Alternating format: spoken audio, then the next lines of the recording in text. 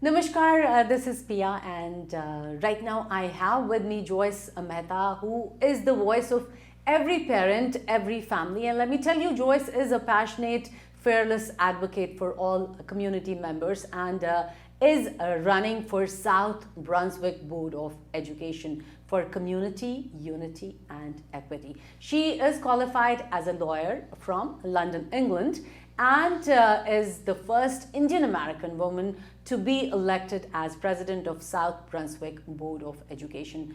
And let me welcome her to ITV Gold. Welcome, Joyce. Tell me, how are you doing today? Thank you so much, Pia. Thank you for inviting me here today. It's an honor to be here. And obviously it's a busy time, right? With the election season and Diwali, it's all fallen at the same time. So it's a busy time, but I'm honored to be here, and thank you. You know, pleasure is all ours that you are here. So tell me, from a law background and running for a school board, what motivated you to do that? Well, yes, I'm qualified as an attorney. As a solicitor, I'm a solicitor from London, and I practiced for many years in London. I also did some education work there, but mainly I'm a criminal lawyer. So I came, to this country and not knowing the system, really not knowing about SATs or ACTs or just the process of everything. And I really had no idea about the Board of Education when I started in this process. But long and short of it was that my daughter, when she was in 9th grade, her and many of her friends were experiencing a lot of difficulties. And as a result of which, a lot of her friends were, on medication, counseling, and that's where my journey began, because I wanted to find out why was this happening, and especially to the South Asian students, why was it particularly affecting them, and what could the school do to help? So I just went to the school. I explained to them that this was a problem because a lot of them, were missing school, and the teachers were actually going home to teach these students, which didn't make any sense to me at all. I think that, always look at the root cause. And I started there, and unfortunately the school, this is in 2013, they didn't give me any answer at all, let alone a satisfactory answer. And so I began to interview teachers, parents, students, and seeing what the root cause was. We did surveys and reports and petitions, and I advocated for these students every 2 weeks for almost 2.5 years at the Board of Education. Every 2 weeks I was advocating to say, what is going on, find the root cause, and try to make the district answerable as to what's happening. So Joyce, tell me, that was 2013, and you advocated for the mental health. Yes. So tell me, now it's 2022 right now, and do you think a lot has changed, or it still is, especially after the pandemic, students had to go virtual and all that, it's still there? So a lot changed in, around 2015-16, in that we suddenly, the district did take notice after years of advocating. And so now we have a homework-free holidays, since 2015. And that's taken a lot of stress off of the students, They need to have some downtime, And we had a professional development has changed. We had a white paper policy. There were many things placed in action. And also importantly, the district decided to show a movie called Race to Nowhere to parents, and that was an education factor to the parents, Where are we coming from? What are the expectations we have on our students? Okay, what is encouragement and what is pressure? Where is the balance there?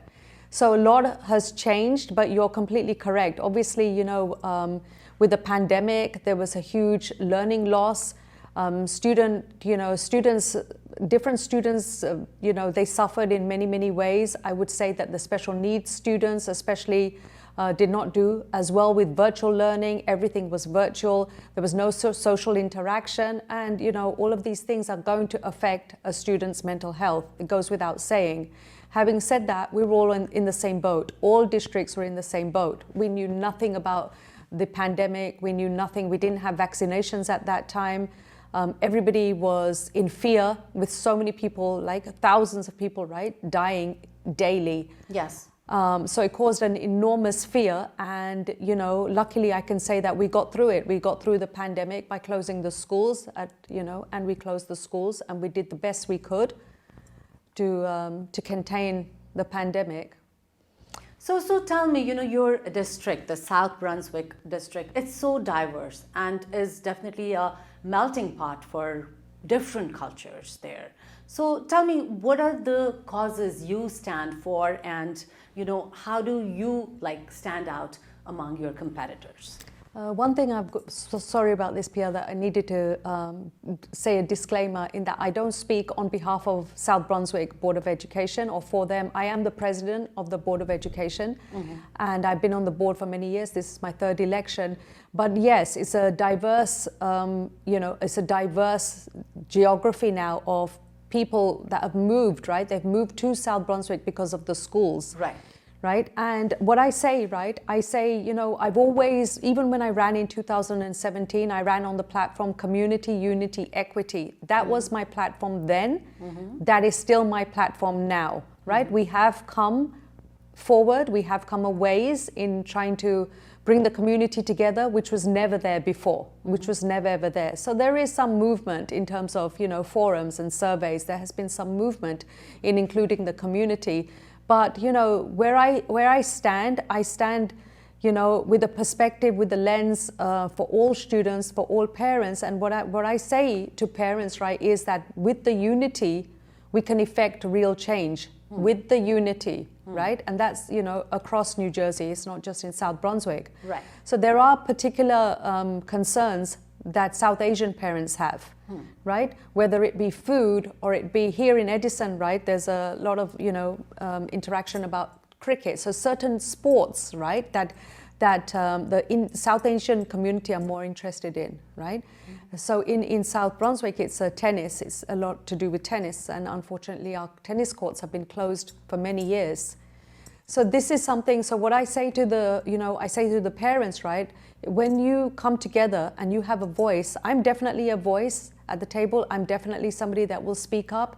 I will not hesitate in saying no and following my conscience. That's not who I am. So I say that, I'm different from everybody else in all the, some of the other board members in that I'm fearless, as you said, I'm courageous, I'm a lawyer by profession. Right. If I feel that something is wrong or I feel that something needs to be said, it's got to be said, and I will advocate for those issues.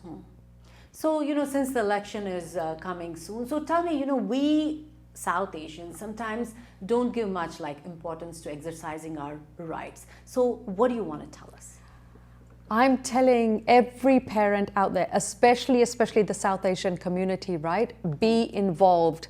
Yeah, I started this journey way before, even before 2013. I was on all the PTOs, and I was a parent chaperone, and I was classroom mom, and I did all of these things. I was so engaged in the school, right?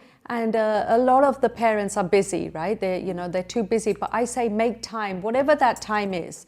Number one, get involved in the schools, get involved in your child's education, and especially, right, when it comes down to voting, because now, this is an absolute privilege.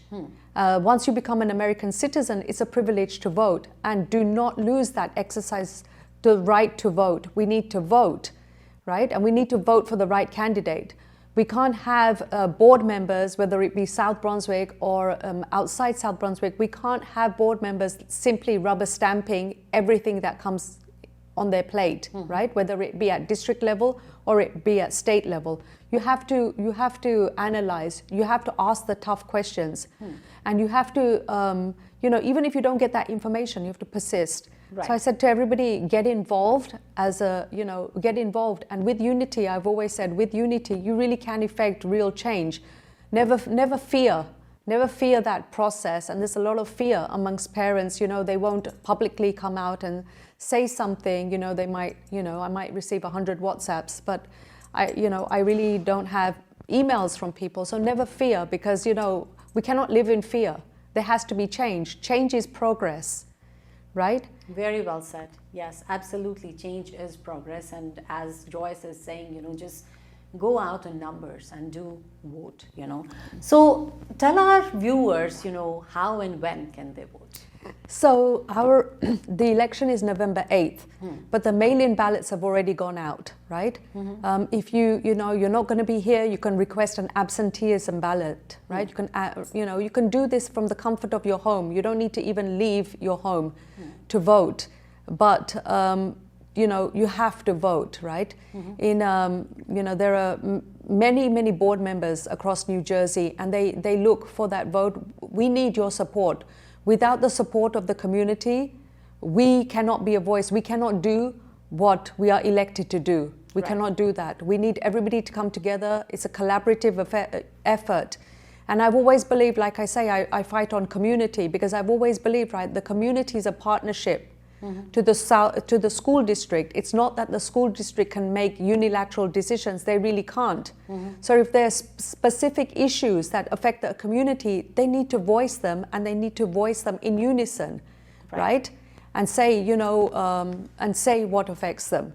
So together, this is a real partnership, and together, we will be the voice of tomorrow. Absolutely. So, Joyce, this question in the end is coming to my mind. Tell me, like, top 3 reasons, why should our viewers, why should they choose Joyce Mehta to represent them? Well, I mean, most people in South Brunswick know me, Pia. They know me very, very well. I have a track record that spans by, back to 10 years, right? I am not scared to say no, and I will say no. Where needed, I will vote against things, and that is what is called effective checks and balances. Right. That is why we are on the board. Otherwise, there is no point in being on the board. Anything that parents have come to me with, any kind of like concerns, there's always been a solution for them. So, the background that I have, right, in law, the background, I'm a mother, I'm a mother first. I've seen, I still have a child in the school district, right? So I'm a key stakeholder. What happens in the school district happens to me, affects me directly. Absolutely. So parents know me, they've, been in touch, whether it's, I can support the families in terms of, whatever it is, right? Volunteer activities, or, if they have a specific concern, I've always been there to listen. I'm not one of these board members that has, turned away in times of need. So I've been there, I have a track record, and I will continue to do what I do best, and that is to be an effective board member. Wonderful. So lastly, just any more, any message you want to give out to our viewers? I'm just saying that, you need to be fully informed, right? Of the board member that you're choosing. Now, in my case, I'm a certified board member. I sit on the New Jersey School Boards Association. I actually sit on their equity committee, and I'm on their board of directors. I'm the delegate for Middlesex County. Right. I'm on the, I've sat on almost every committee that there is. I was policy chair before, I'm negotiations chair now, and all the committees that we oversee, I have been a part of. So I'm very, very qualified, very, very experienced. But more than that, right, is, you need a board member with an element of compassion, right? And that comes with diversity of thought, right? So I sit on the Board of Ed liaison for the South Brunswick Commission on Women, and empowering women has been something, and domestic violence, this has been something that I've dedicated almost half my life to. Right. And there is a township called the Municipal Alliance for Substance Abuse. So I'm very, very concerned on mental health needs and early age drink driving and substance abuses. So these are just some of the things that I'm involved in, and I'm a Lion as well, been a Lion for many, many years. So all I'm saying is I'm a real community activist. I'm a community advocate, right? And, you need those kinds of board members that will understand the issue, right? Because without that mindset, they can't change anything or hope to change anything unless they understand. Right, right. Joyce Mehta, I definitely do wish you all the best, and as she said, do go out and vote. Definitely you should do that. And once again, thank you so much for coming to ITV Thank Gold. you for inviting me. Thank you to all the ITV Gold viewers out there. I wish everybody a very, very happy, peaceful, healthy and successful new year. Thank you. Thank you so much.